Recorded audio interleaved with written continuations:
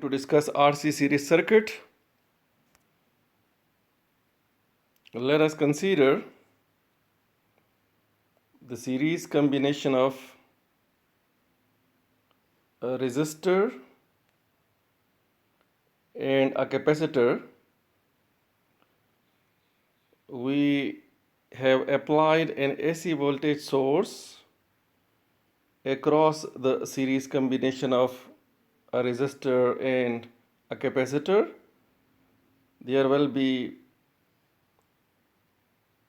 an AC current in this series circuit, and this current results in a voltage across the resistor which is represented by VR and a voltage across the capacitor which is represented by Vs. If we apply KVL to this loop, according to KVL, the sum of the voltage rises in this loop will be equal to sum of the voltage drops. So according to KVL, the voltage across the source will be equal to VR plus Vc. So the voltage across the resistor is equal to VR plus Vc. VR is the AC voltage across the resistor and Vc is the AC voltage across the capacitor. So we assume that the equation for the current is known. Here is the equation for the current. The equation for the current is known, and we are going to find out the time varying equation for the voltage across the resistor, the time varying equation for the voltage across the capacitor, and the time varying equation for the voltage across the source. So we know that the AC current changes with respect to time. This is the waveform for the AC current. The peak value or the maximum value of this current is Im. Let us find out the voltage across the resistor. The voltage across the resistor is equal to IR. So the voltage across the resistor is equal to IMR sine omega t. Well, we consider the waveform for this voltage. This is the waveform for the voltage across the resistor. And you see, if we consider the waveform for the current, this is how the current varies with respect to time. So the voltage across the resistor and the current are in phase. The voltage across the resistor is always in phase with the current. There is no phase difference between the voltage across the resistor and the current in the resistor. We find out the voltage across the capacitor. So calculate the voltage across the capacitor with the help of this integration. 1 over C, the integration of I dt. If we simplify this equation, the voltage across the capacitor is equal to minus Im xc cos omega t. Minus cos of omega t can be written as we have sine of omega t minus 90 degree. So the voltage across the capacitor lags behind the current by 90 degree. In other words, the current in a capacitor leads the voltage by 90 degree. If you consider the waveform for the current, the waveform for the current will be something like this. So this will be the waveform for the current, and here is the waveform for the voltage across the capacitor. If you guys compare these two waveforms, you see the current leads the voltage across the capacitor by 90 degree. In other words, the voltage across the capacitor lags behind the current by 90 degree.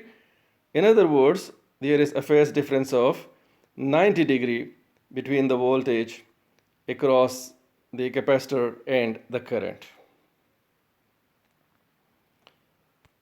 We know that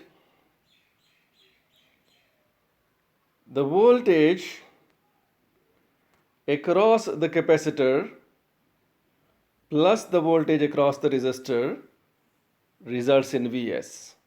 The source voltage is equal to Vr plus Vs. We put the value of Vr and Vs in this particular equation. If we put the values in this particular equation, we get the time varying equation for the voltage across the source. So we can find out the voltage across the source with the help of this particular equation, and we can put the voltage across the source at any point of time with the help of this particular equation. You guys can put the value of t in this equation, and you guys can find out the source voltage at that particular point of time. You see, the source voltage is an AC voltage, and AC voltage varies sinusoidally. So the AC voltage will have a maximum value, and it will have a proper phase angle. So this is the general equation for the AC voltage. The source voltage is equal to Vm sine of omega t minus theta. We need to find out the maximum value of this AC voltage, and we need to find out the phase angle of this AC voltage. So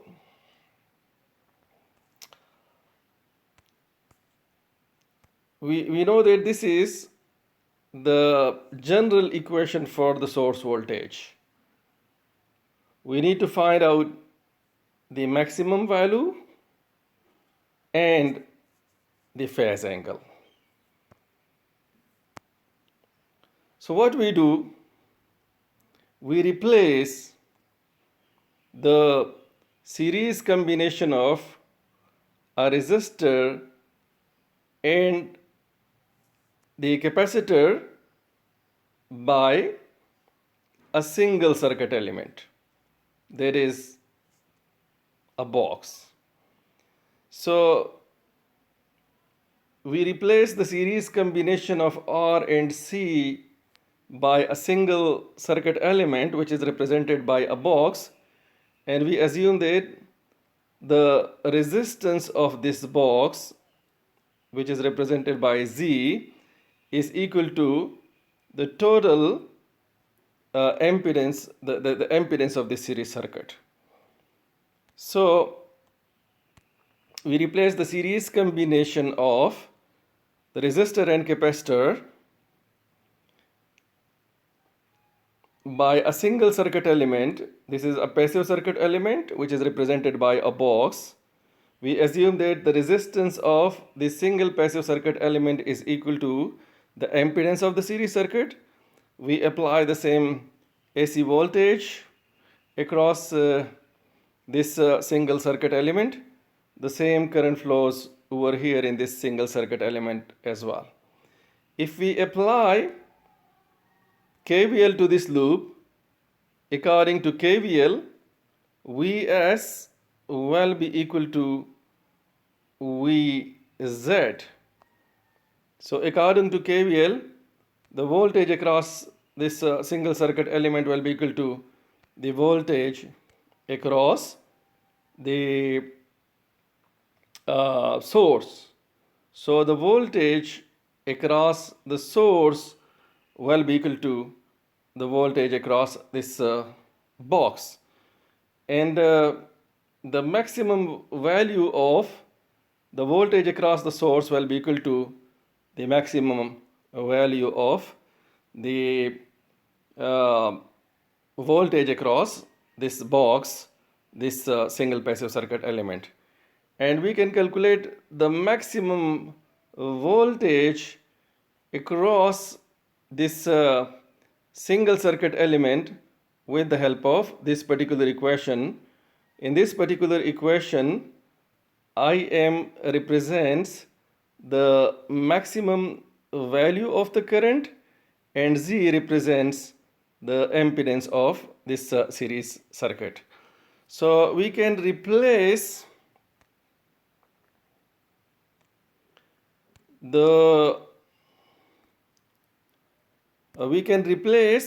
Vm in the equation for Vs by Imz. So Vs will be equal to Imz sine omega t minus theta. We expand sine of omega t minus theta. So if we expand sine of omega t minus theta, we get Imz cos theta sine omega t minus Imz sine theta cos omega t. And we compare this equation with another equation. You see, the voltage across the source is equal to I m r sine omega t